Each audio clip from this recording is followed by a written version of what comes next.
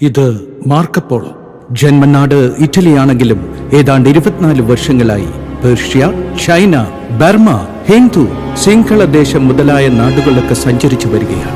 ഏഷ്യയിലെ അത്ഭുത വസ്തുക്കളും വില കൂടിയ കലാവസ്തുക്കളും എല്ലാം വാങ്ങി ഇറ്റലിയിൽ തിരിച്ചെത്തി.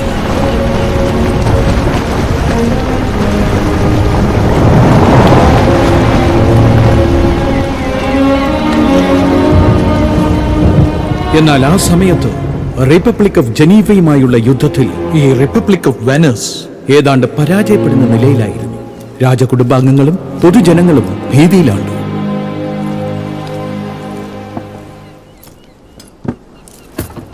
ഈ അത്ഭുത വസ്തുവാണ് കടലാസ്. ചൈനയിൽ നിന്ന് കൊണ്ടുവന്നത്.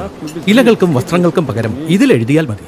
ഈ ദുർഘടസന്ധിയിൽ ഇപ്പോൾ ഞങ്ങൾക്ക് വേണ്ടത് സമ്മാനമല്ല മാർക്കോപോളോ, രക്ഷപ്പെടാനുള്ള മാർഗമാണ്. സന്തതികളില്ലാത്തതുകൊണ്ടും വാർദ്ധക്യമായതുകൊണ്ടും ഞങ്ങളുടെ രാജ്യം ഇന്ന് ശത്രുക്കളുടെ അധീനതയിലാണ്. ലോകം മുഴുവൻ സഞ്ചരിച്ചു. ചെങ്കിസ് ഖാന്റെ പൗത്രൻ കുബ്ലൈ ഖാനുമായും സൗഹൃദത്തിലായി. നിന്റെ ലോകപരിജ്ഞാനം കൊണ്ട് ഇതിൽ നിന്നും കരകയറാനുള്ള ഒരു മാർഗം ഉപദേശിക്കണം.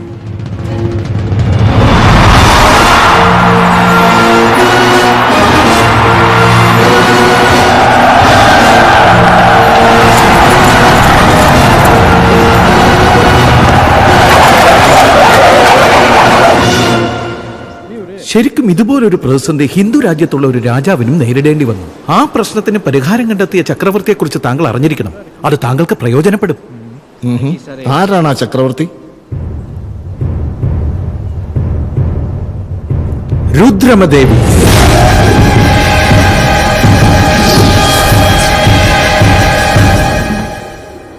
കിഴക്ക് കലിംഗ, പടിഞ്ഞാറ് ബൈദുതക്കോട്ട, വടക്ക് കാങ്കേയം, തെക്ക് കാഞ്ചി വരെ വിസ്തീർണമുള്ള കാകതീയ എന്ന മഹാസാമ്രാജ്യത്തെ തിലിങ്ക് ദേശമെന്നാണ് അറിയപ്പെട്ടിരുന്നത്. അവിടുത്തെ രാജധാനി ഒറ്റക്കല്ലിൽ തീർത്തതായതുകൊണ്ട് ആ നഗരം ഒറ്റക്കൽ നഗരമെന്നും ഏകശിലാ നഗരമെന്നുമാണ് അറിയപ്പെട്ടിരുന്നത്.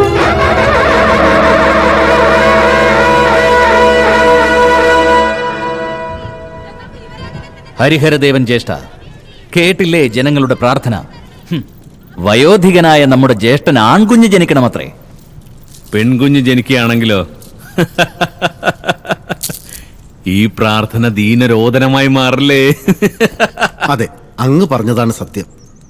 ഗണപതി ദേവ ചക്രവർത്തിക്കാകട്ടെ പുരുഷ സന്താന യോഗമില്ല. ജനിക്കാൻ പോകുന്നത് പെൺകുഞ്ഞ. ഭൂമിക്കടിയിൽ നിന്നും ലഭിക്കുന്ന നിധിയിൽ പണിതീരാതെ നിൽക്കുന്ന 7 കോട്ട ചുവരുകളും പൂർത്തിയാക്കും. സപ്തമാതൃകാ സ്വരൂപമായി ഈ ദേശത്തെ കാത്തുരക്ഷിക്കും ആ പെൺകുട്ടി. പെൺകുട്ടി പുരുഷന്മാരുടെ ആഗ്രഹങ്ങൾ പൂർത്തീകരിക്കാനും അവരെ സേവിക്കാനും ദൈവം സൃഷ്ടിച്ച കേവലം ദാസിയാണ് സ്ത്രീവർഗം. അവള് സിംഹാസനം അലങ്കരിക്കാനോ? ചക്രവർത്തിയുടെ ജാതകം അവിടെ ഇരിക്കട്ടെ. നമ്മുടെ തമ്പുരാന്റെ ജാതകത്തിൽ രാജയോഗം ഉണ്ടോ എന്ന് ആദ്യം നോക്കി പറഞ്ഞട്ടെ. കാകതീയ സിംഹാസനത്തിന്റെ അടുത്ത അവകാശി നാം തന്നെയാണ്. നമ്മുടെ പട്ടാഭിഷേകത്തിനുള്ള മുഹൂർത്തം മാത്രം നോക്കിയാലും. മുരാരിദേവ, നമ്മെ അനുകൂലിക്കുന്ന സാമന്ത രാജാക്കന്മാരോട് സജ്ജരാകാൻ പറയൂ. പെൺകുട്ടി ജനിച്ചാലുടൻ ഗണപതി ദേവൻ നമുക്ക് സിംഹാസനം ഒഴിഞ്ഞു തരികയാണെങ്കിൽ ജീവനോടെ ഉണ്ടാകും, അല്ലെങ്കിൽ പരലോകത്തിൽ വസിക്കേണ്ടി വരും. അങ്ങയുടെ വാക്കുകളാണ് ജ്യേഷ്ഠ നമ്മുടെ മന്ത്രം. പ്രഭു, അവിടുന്ന് ഒരു പ്രധാനപ്പെട്ട ശത്രുവിനെ മറന്നു. കുറെ കാലങ്ങളായി ആ ദേവഗിരിരാജന് ഈ സിംഹാസനത്തിലൊരു നോട്ടമുണ്ട്. അദ്ദേഹം ഇങ്ങോട്ട് പടയെടുത്ത് വന്നാൽ പിന്നെ നമ്മുടെ കാര്യം കാകതീയ പ്രജകളെ നാമാവശേഷമാക്കാൻ യുദ്ധസന്നാഹത്തെ തയ്യാറാക്കുകയും മുടിനാരിഴകൾ ചിഹ്നിച്ചു തരും വിധം അസ്ത്രശസ്ത്രങ്ങൾക്ക് മൂർച്ച നൽകണം. അശ്വഗജാതികളെ നയിക്കുന്ന സൈനികർക്ക് മധുവിളമ്പി അവരെ ഉന്മാദരാക്കൂ. ഗണപതി ദേവരെ പെൺസന്തതി ജനിച്ചാൽ ചക്രവർത്തിയും പ്രജകളും ആ വാർത്ത കേട്ട് തകരും. അതോടെ അവരുടെ മരണം ഉറപ്പാകും. ആ സമയമാണ് നമ്മൾ യുദ്ധത്തിന് തയ്യാറെടുക്കുന്നത്. ആ കാകതീയ സാമ്രാജ്യം നമ്മുടെ മകന്റെ പുത്രനായ മഹാദേവന് സമ്മാനിക്കുന്ന. സൈനികരെ, യുദ്ധത്തിന് തയ്യാറായി നിൽക്കൂ.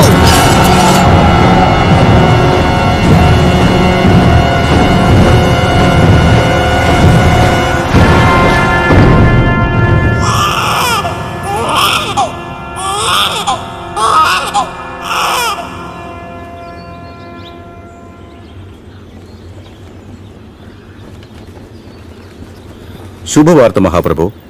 റാണി സോമാംബാദേവി ഒരു പെൺകുഞ്ഞിന് ജന്മം നൽകിയിരിക്കുന്നു. ആഹാ, എത്ര നല്ല വാർത്തയാണിത് മഹാമന്ത്രി. പ്രജകൾക്ക് ഈ വാർത്ത സന്തോഷം നൽകില്ല. അവർക്കിപ്പോൾ വേണ്ടത് യുവരാജനെയാണ്. ഒരു പക്ഷേ ഈ വാർത്ത അറിയുന്ന നമ്മുടെ ശത്രുക്കൾ നമ്മേക്കാൾ കൂടുതൽ സന്തോഷിക്കും. ശിവദേവൻ അവർകളെ, താങ്കൾ കൊണ്ടുവന്ന ശുഭവാർത്തയ്ക്ക് മുൻപേ ദൂതന്മാർ കൊണ്ടുവന്ന മുന്നറിയിപ്പ് നമുക്ക് ലഭിച്ചു കഴിഞ്ഞു. ദേവഗിരിയിലെ ശത്രുക്കൾ കാകതീയ പ്രജകളുടെ നേർക്ക് ഒളിപ്പോര് നടത്തുവാൻ തയ്യാറെടുക്കുകയാണെന്ന്. ബന്ധുക്കളും സാമന്ത രാജാക്കന്മാരും നമ്മുടെ സിംഹാസനത്തെ ലക്ഷ്യമിട്ടിരിക്കുകയാണ്. തൽക്കാലം അവരെ ചെറുത്തു നിൽക്കാൻ കഴിയുമെങ്കിലും അവകാശികളില്ലാത്ത ഈ സാമ്രാജ്യം ഇനി എത്ര കാലം പിടിച്ചു നിൽക്കുമെന്നറിയില്ല. വീണ്ടും നമ്മുടെ പ്രജകൾ അടിമകളാകേണ്ടി വരുമോ? എങ്കിൽ ഈ നാടിന്റെ, ഈ ദേശത്തിന്റെ ഭാവി അവസ്ഥ എന്തായിത്തീരും? അവകാശം ഇല്ലെങ്കിലല്ലേ ഇങ്ങനെ ഭയക്കേണ്ട കാര്യമുള്ളൂ. എന്താണ് താങ്കൾ പറയുന്നത്? അതേ തിരുമനസേ, ജനിച്ചത് പെൺകുട്ടിയാണെന്ന് ശുശ്രൂഷിച്ച എന്റെ ഭാര്യയ്ക്കും എനിക്കും തിരുമനസിനും മഹാറാണിക്കും മാത്രമേ അറിയൂ. രുദ്രാംശത്തോടുകൂടി ഭൂജാതിയായ ഈ പെൺകുഞ്ഞിന് രുദ്രമദേവി എന്ന് നാമകരണം ചെയ്യാം. പ്രജകളോട് ആൺകുഞ്ഞായി രുദ്രദേവ യുവരാജനായി പ്രഖ്യാപിക്കാം. അതത്ര നിസ്സാരമാണോ? ആപത്തിനെക്കുറിച്ച് ഭയമില്ലെങ്കിൽ അസാധ്യമെന്ന പദവും മറക്കാവുന്നതാണ്. ശത്രുക്കൾക്കോ പ്രജകൾക്കോ മാത്രമല്ല, ജനിച്ച കുഞ്ഞിന് പോലും താൻ പെൺകുട്ടിയാണെന്ന് അറിയരുത്. രാജകുലത്തിന്റെ വംശവൃക്ഷം, കാകതീയ സാമ്രാജ്യ ഭാവി സമ്രാട്ട് ശ്രീ ശ്രീ ശ്രീ രുദ്രദേവ യുവരാജനാണിത്.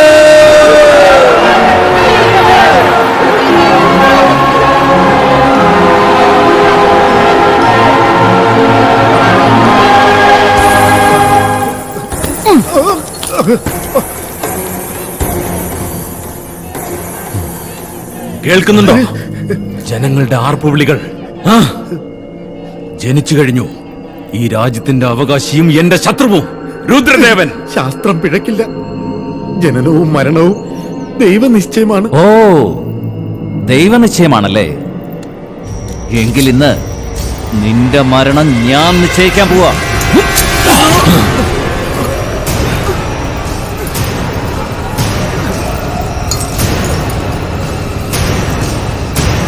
ജനിച്ചവനോടുള്ള പക പ്രവചിച്ചവനോട് തീർത്തു. ചത്തവൻ എന്തിനാ മുത്തുമാല?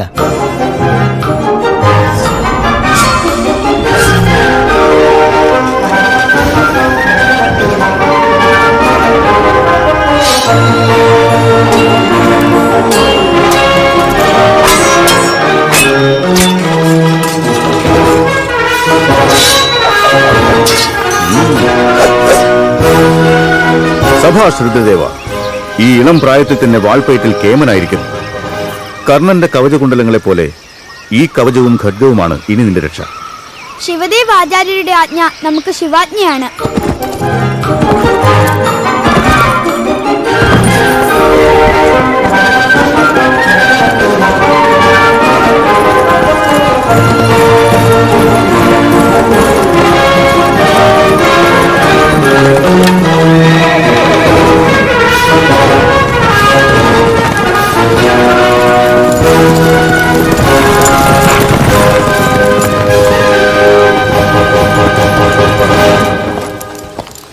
രുദ്രദേവ, ശത്രുസംഹാരത്തിനും രാജ്യഭരണം ഏറ്റെടുക്കാനും ഒരു ക്ഷത്രിയന് വേണ്ട പരിശീലനങ്ങൾ ഇന്നത്തോടെ പൂർത്തിയായി. ഇനി പ്രകൃതി ധർമ്മങ്ങളും സാഹചര്യങ്ങളെ നേരിടാനുള്ള കരുത്തും ജീവിതം തന്നെ പഠിപ്പിച്ചേരും. യുവരാജ പട്ടാഭിഷേകം നിനക്ക് വേണ്ടി കാത്തിരിക്കുകയാണ്. ഏകശിലാ നഗരത്തിലേക്ക് നമുക്ക് യാത്രയാകാം.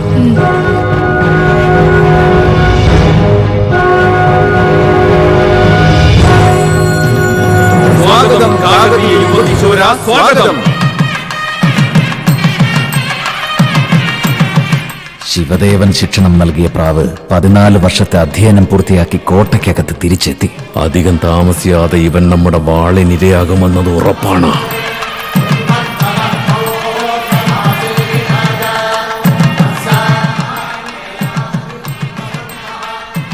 പിതാവിന് എന്റെ പ്രണാമങ്ങൾ.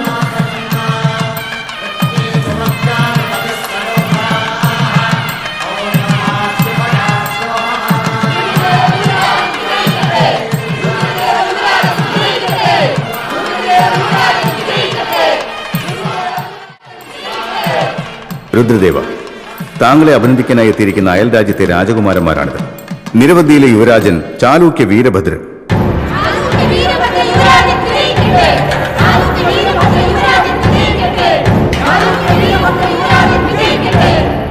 യുവരാജൻ, അങ്ങയുടെ സാഹസങ്ങളെക്കുറിച്ച് നമ്മുടെ ഗോദാവരി തീരത്ത് പല കഥകളും കേട്ടു. നമുക്ക് നടത്തിയാലോ ഒരു പ്രകടനം? വർദ്ധമാനപുരം ബാലഗുരു ഗോനബുദ്ധ റെഡ്ഡിയുടെ പുത്രൻ ഗോനഗന്ന റെഡ്ഡി.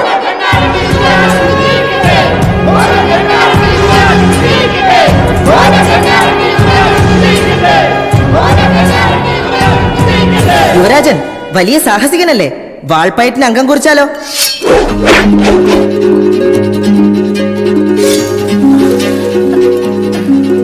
രണ്ടു വയസ്സ് ഇളയവനാണ്. എങ്കിലും യുദ്ധവിദ്യയിൽ വീരശൂര പരാക്രമി എന്ന് പേരെടുത്തയാളാ ഗോനഗന്ന റെഡ്ഡി. അങ്ങനെയാണെങ്കിൽ ഒരു കൈ നോക്കിക്കളയാം.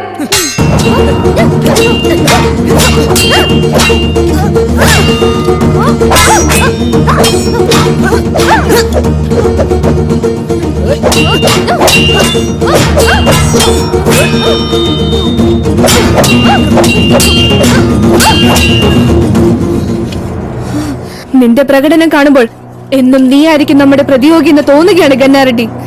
ഗോനഗന്ന റെഡ്ഡി. എത്രയും പെട്ടെന്ന് വർദ്ധമാനപുരത്തെത്തണമെന്ന് താങ്കളുടെ ഇളയച്ഛൻ ലഘുമയ രാജൻ സന്ദേശം അയച്ചിരിക്കുന്നു. ഉടൻ തന്നെ പുറപ്പെട്ടാലും. പുറപ്പെടുന്നു യുവരാജൻ. വീണ്ടും യോദ്ധാക്കളുടെ പ്രകടന വേദിയിൽ കാണാം. ഗന്നാറെഡ്ഡിയുടെ അച്ഛൻ ഗോനബുദ്ധരാജൻ അപ്രതീക്ഷിതമായി മരണപ്പെട്ടു. വർദ്ധമാനപുരം വല്ലാത്ത ആശങ്കയിലായിരിക്കുന്നു. വല്ലാത്ത കഷ്ടമായി പോയി. യോദ്ധാക്കൾ ഇതെല്ലാം നേരിടണം. താങ്കൾ എന്തിനാ അതോർത്ത് വിഷമിക്കുന്നത് യുവരാജൻ? സുന്ദരമായ ഈ ഒറ്റക്കൽ നഗരം ഒന്ന് വലം വെച്ച് വരികയാണെങ്കിൽ താങ്കളുടെ മനസ്സിനൊരു ഉന്മേഷവും ഉണ്ടാകും. വന്നാലും. അയ്യോ, കോട്ടയ്ക്ക് പുറത്തോ? നമുക്കതിനുള്ള അനുവാദം ഇല്ല. അനുവാദമോ? എന്തിന്? യുവരാജൻ, അങ്ങനെ അനുവാദം വാങ്ങി ചെയ്യുന്നതിൽ എന്ത് രസമാണുള്ളത്? എന്നാലും ശിവദേവാചാര്യൻ ഇത് അറിഞ്ഞാൽ? അറിയുന്നതിന് മുൻപ് തിരിച്ചു വരാം യുവരാജൻ. വരൂ.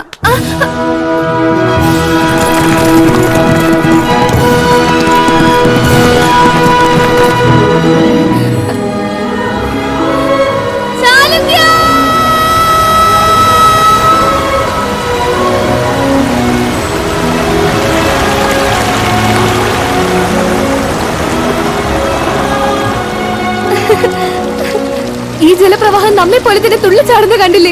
കുട്ടിക്കാലം മുതൽ ഈ ചെടികൾക്കും കൊടികൾക്കും ഇടയിലാണ് നാം വളർന്നത്. എന്നാലിന്ന് നിങ്ങളോടൊപ്പം വന്ന് ഈ ആനന്ദം പങ്കിടുമ്പോൾ വല്ലാത്ത സന്തോഷം തോന്നുകയാണ്.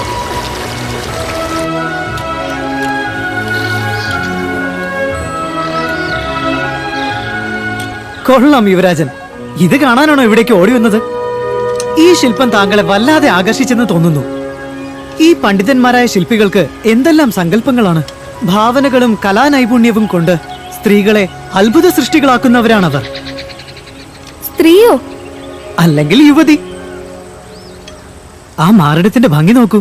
രതിദേവി പോലും പരാജയപ്പെട്ടു പോകില്ലേ?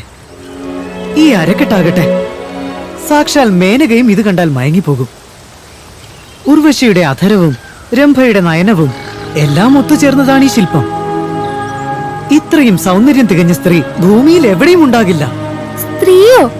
സംശയം എന്താ? ഈ അങ്കലാവണ്യവും മുഖസൗന്ദര്യവും സ്ത്രീകൾക്കല്ലാതെ പുരുഷന്മാർക്കുണ്ടാവുമോ? എല്ലാവരും വരൂ, സ്നാനത്തിന് സമയമായി. എല്ലാരും ഒരുമിച്ച് എങ്ങനെയാ?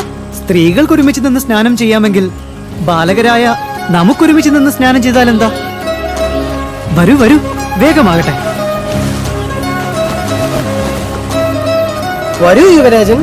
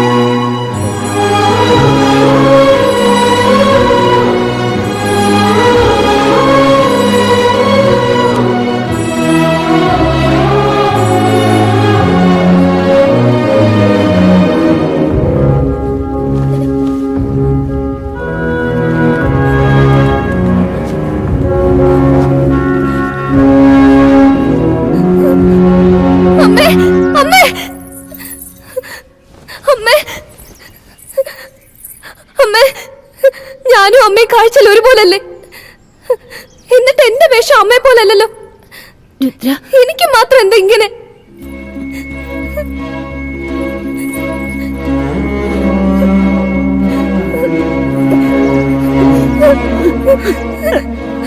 അമ്മേ,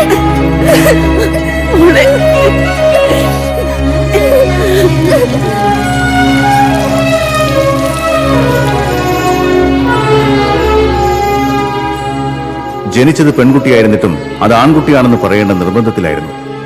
വളർന്നു വരുന്ന ശത്രുക്കളുടെ ആക്രമണങ്ങൾ കരുതി വരുത്താൻ ഏറെ പാടുപെടണം. ഈ രാജ്യത്തിന്റെ സംസ്കാരവും സമ്പന്നതയും നിലനിർത്താൻ ധീരതയും സാഹസികതയും നിറഞ്ഞ ഒരു മഹാസാമ്രാജ്യം അനിവാര്യമാണ്.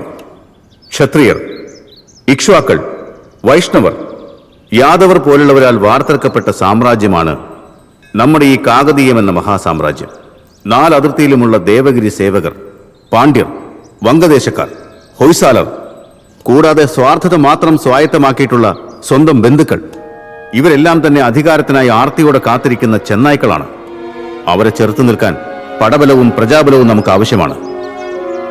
ജനിച്ചത് പുത്രനല്ല പുത്രിയാണെന്ന് ശത്രുപക്ഷത്തുള്ളവർ അറിഞ്ഞിരുന്നെങ്കിൽ കാകതീയ സാമ്രാജ്യം എന്നേ മണ്ണടിഞ്ഞു പോയേനെ. രാജകുടുംബത്തിന് കൊലക്കയറും പ്രജകൾക്ക് കാരാഗ്രഹവും സമ്മാനിച്ച് ശത്രുക്കൾ നമ്മുടെ രാജ്യത്തെ നിഷ്പ്രഭമാക്കി കളഞ്ഞേനെ. അതൊഴിവാക്കാൻ, പ്രജകൾക്ക് ആത്മധൈര്യം പകരാൻ നിന്റെ ജനനം ഒരു സമസ്യയാക്കേണ്ടി വന്നു ഞങ്ങൾക്ക്. ബാല്യകാലമായതുകൊണ്ട് ഇതുവരെ നമുക്ക് ലോകരെ കബളിപ്പിക്കാൻ സാധിച്ചു. ഋതുമതിയായ പെൺകുട്ടിയെ ആൺകുട്ടിയാണെന്ന് വിശ്വസിപ്പിക്കാൻ ഇനി നമുക്ക് സാധിക്കുമോ? ഇതുവരെ നമ്മുടെ ഉദ്ദേശം നടന്നു. ഇനി പരിണിതഫലം എന്തു തന്നെയായാലും അത് നേരിടുക തന്നെ വേണം. സഭയിൽ പ്രഖ്യാപിക്കാം. അതിനുവേണ്ട ഏർപ്പാടുകൾ നടത്തൂ.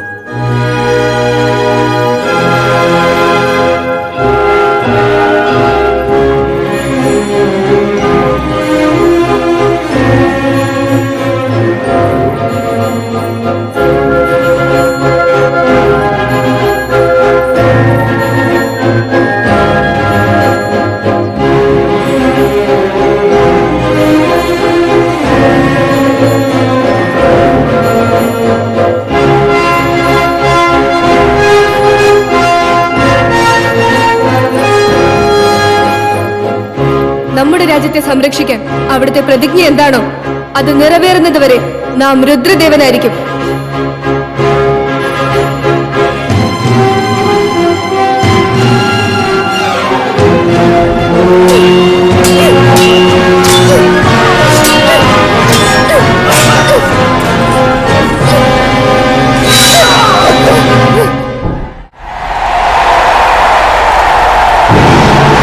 ചക്രവർത്തിയുടെ പിതൃവ്യപുത്രരായ ഹരിഹര മുരാരികളുടെ ജാമാതാവായ നാഗദേവൻ മദഗജത്തെ തളയ്ക്കാൻ കളത്തിലേക്ക് ഇറങ്ങുന്നു.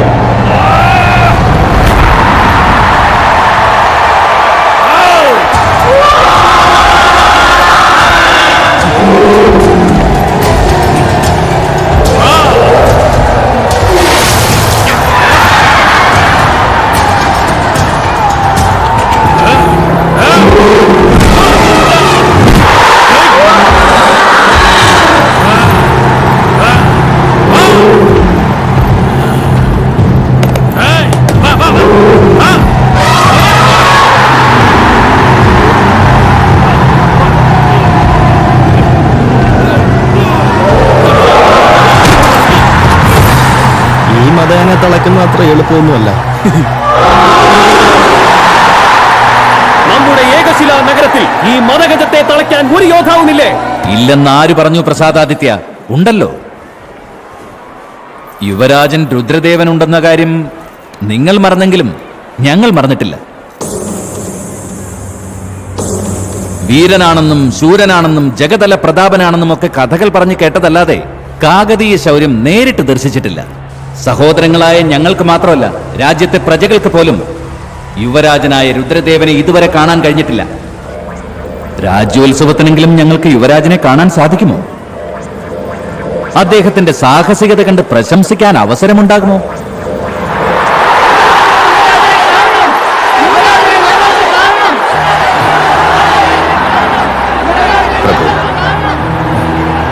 പ്രജകളുടെ ആവശ്യം പൂർത്തീകരിക്കുന്നതാണ് രാജധർമ്മം.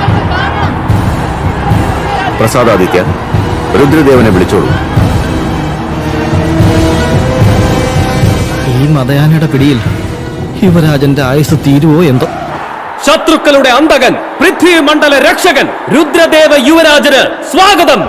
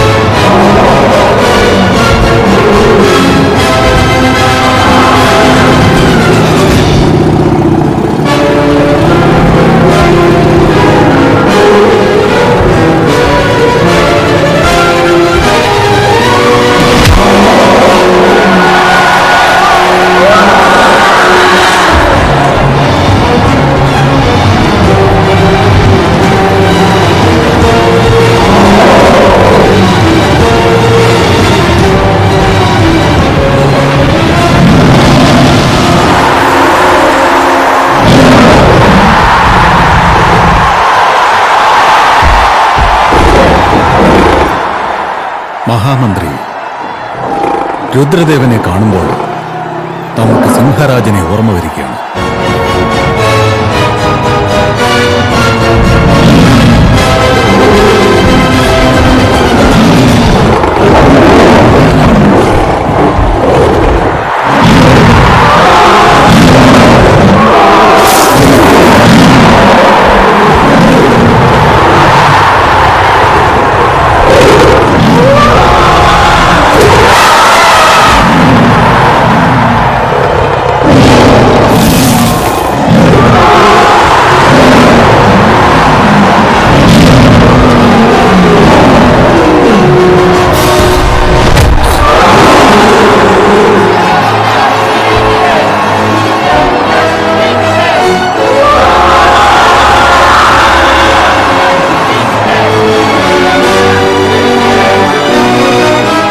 ഗജകേസരി രുദ്രദേവ യുവരാജൻ.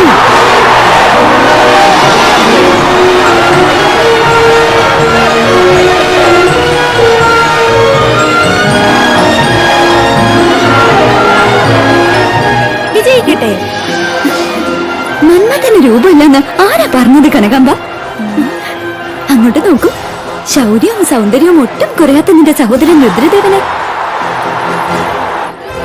എന്നെ പോലുള്ള കന്യകമാരുടെ വലയിൽ വീഴാതിരിക്കാനാണോ ഇത്രയും നാളും പുറത്തേക്ക് വരാതിരുന്നത്? കോമളാമ്പ കുമാരിക്ക് ആശ്ചര്യം അടക്കാൻ കഴിയുന്നില്ലല്ലേ? എന്റെ സഹോദരനാണ്. ഞാൻ പോലും ജ്യേഷ്ഠനെ വിശേഷങ്ങൾക്കും ആഘോഷങ്ങൾക്കുമാണ് കാണുന്നത്.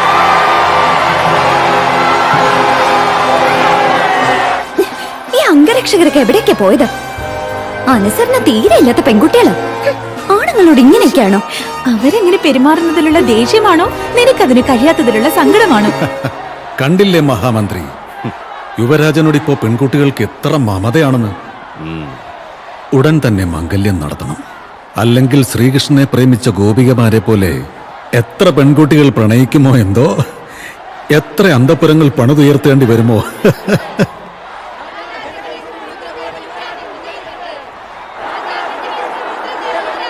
രാജഗജകേസരി രുദ്രദേവ യുവരാജൻ വിജയിക്കട്ടെ. രുദ്രദേവൻ എവിടെയുണ്ടെന്നോ എങ്ങനെയുണ്ടെന്നോ അറിയാൻ കഴിയാത്തത് ഒരു വശത്ത്, എന്റെ മുത്തശ്ശന്റെ മരണവും ജ്യേഷ്ഠൻ കൃഷ്ണഭൂപതിയുടെ രാജ്യാഭിഷേകവും മറുവശത്ത്. അതുകൊണ്ടാണ് ഇത്രയും കാലതാമസം നേരിട്ടത്. ഇനി ക്ഷമിക്കാൻ കഴിയില്ല. ആദ്യം ശത്രുവിനെ ബുദ്ധിബലം കൊണ്ട് അശക്തനാക്കണം. ഈ ദേവഗിരി നഗരത്തിൽ നിന്ന് ഉദ്ഭവിച്ച് കടലിൽ ചെന്ന് പതിക്കുന്ന കൃഷ്ണ, ഗോദാവരി, മഞ്ചീര നദികളാണ് നമ്മുടെ പുതിയ ആയുധങ്ങൾ. കാകതീയ സാമ്രാജ്യത്തിന്റെ ജീവാധാരമായ ആ നദീപ്രവാഹങ്ങൾക്ക് തടസ്സം സൃഷ്ടിക്കൂ. അണക്കെട്ടുകൾ ഉടൻ തന്നെ അടയ്ക്കൂ.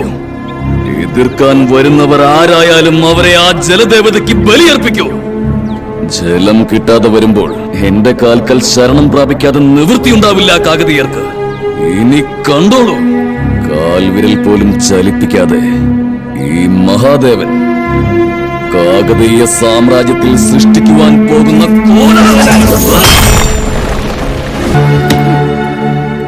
പ്രശ്നമാണ് ആദ്യം പരിഹരിക്കേണ്ടത്. അത് കഴിഞ്ഞു മതി ശത്രുവിനെ. ഇത് രുദ്രദേവന്റെ പുതിയ പരിഷ്കാരമാണോ? അല്ല, മഹാദേവന്റെ കുടില തന്ത്രത്തിനുള്ള മറുപടിയാണിത്. ദുരിതമനുഭവിക്കുന്ന പ്രജകളുടെ പ്രശ്നം പരിഹരിക്കാതെ യുദ്ധത്തിനിറങ്ങി പുറപ്പെടുന്നത് ഉചിതമല്ല. പ്രജകളെ പ്രശ്നങ്ങളെല്ലാം അറിയിക്കണം.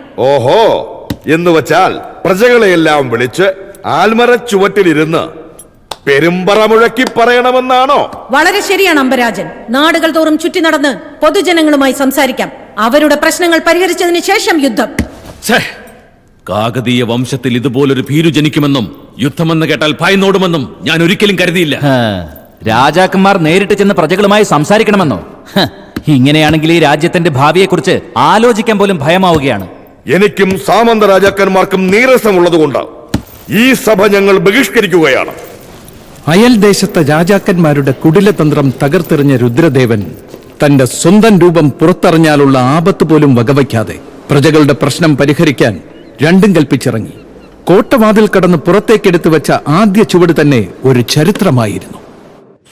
അവിടെ ഒരു തുള്ളി വെള്ളമില്ലാതെ ഭൂമി വരണ്ടു കിടക്കുക. കുടിക്കാൻ വെള്ളമോ കഴിക്കാൻ ഭക്ഷണമോ ഇല്ലാതെ ഞങ്ങൾ വിശന്നു വരയുകയാ. പട്ടിണി കിടക്കുന്നതിനേക്കാൾ നല്ലത് യുദ്ധം ചെയ്ത് മരിക്കുന്നതാ. മരിക്കാൻ ഞങ്ങൾ ഒരുക്കമാണ്. പിന്നെ അങ്ങെന്തിനു മടിക്കുന്നു യുവരാജൻ? യുദ്ധത്തിന് തയ്യാറാ. അത് ജീവൻ ബലി കൊടുക്കാനല്ല, നമ്മുടെ അടുത്ത തലമുറയെ സംരക്ഷിക്കാനാണ്. ആ ദേവഗിരി മഹാദേവൻ നമ്മുടെ രാജ്യം വരൾച്ച മൂലം നശിക്കാൻ വേണ്ടിയാണ് നദീപ്രവാഹങ്ങൾ തടഞ്ഞു വെച്ചിരിക്കുന്നത്. നദിയിലെ ജലത്തെയല്ലേ തടയാൻ കഴിയൂ? ആകാശത്തിലെ മഴയെ ആർക്കെങ്കിലും തടയാൻ കഴിയുമോ? മഴ പൊഴിയില്ലേ, വിത്ത് മുളക്കില്ലേ, ഭൂമി ദേവി അനുഗ്രഹിക്കില്ലേ? ആകാശത്തിലെ മഴ തന്നെ ധാരാളം. ആ ജലം സംഭരണികളിൽ സൂക്ഷിച്ചു വെക്കണം. അതിനനുസൃതമായി കാകതീയ വംശാചാര പ്രകാരം ഗണപതി ദേവ ചക്രവർത്തിയുടെ നാമത്തിൽ ഗണപസമുദ്രം, ചക്രവർത്തിയുടെ മാതാവിന്റെ നാമത്തിൽ വയ്യാമ്പ സമുദ്രം, സഹോദരിയുടെ നാമത്തിൽ കുന്ദസമുദ്രം, യുവരാജാവിന്റെ നാമത്തിൽ രുദ്രസമുദ്രം തുടങ്ങി സംഭരണികളുടെ നിർമ്മാണം ആരംഭിച്ചു. നിർമ്മാണം പൂർത്തിയാകാൻ ഇനി എത്ര കാലം എടുക്കുമെന്ന് അറിയില്ല. ഉടനെ എങ്ങാനും ദാഹജലം കിട്ടുമോ? തീർച്ചയായും. മുഷികുന്ദ നദിയിൽ നിന്നും തിരിച്ചുവിട്ട ചാലിലൂടെയും ആലേരിൽ നിന്നും തിരിച്ചുവിട്ട ആലേരി ചാലിലൂടെയും കൃഷിക്കാവശ്യമായ ജലം അണക്കെട്ടിന്റെ അധികാരികൾ മുഖേന എല്ലാവർക്കും ലഭിക്കുന്നതാണ്. ഈ പ്രശ്നം പരിഹരിക്കപ്പെടുന്നതുവരെ നിങ്ങൾ ആരും കരമടക്കേണ്ടതില്ല.